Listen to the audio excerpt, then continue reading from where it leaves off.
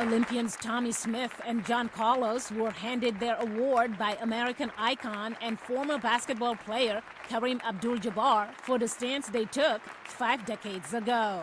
Smith says it's still important to speak out.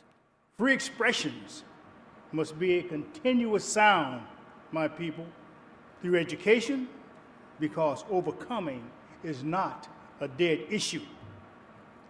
In the face of adversity, the struggle continues. Now, there's many of us look for comfort in non-involvement. But see, you can run, but you cannot hide. After joking about their hair or the lack thereof, Carlos says he acted to help the next generation. When I did what I did at 23 years old, I wasn't concerned about me. I was concerned about my son's kids, to make sure that someone is standing there to make sure that they have an equal opportunity to be successful. Smith broke the world record for the 200-meter race at the 1968 Olympics in Mexico City. Carlos came in third.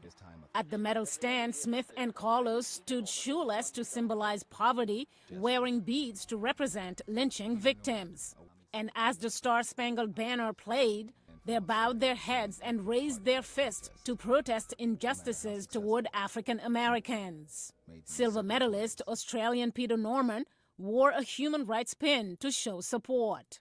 The same ceremony honored 13 journalists for groundbreaking stories about sexual misconduct in the workplace, including the case of a doctor who sexually abused more than 100 young gymnasts for years, a story reported by the Indianapolis Star. For us, it's always been about giving a voice to the survivors and exposing problems with the system and ensuring the safety of children in the sport of gymnastics.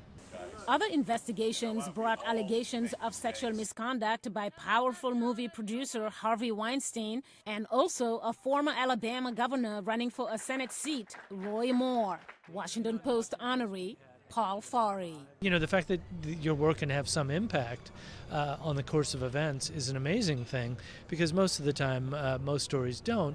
We inform the public and we tell people important things, but we don't often change the perception of institutions as important as the Congress and the White House. Moore lost his race and Weinstein was ousted from his company as the stories sparked changes in the U.S. political and social climate.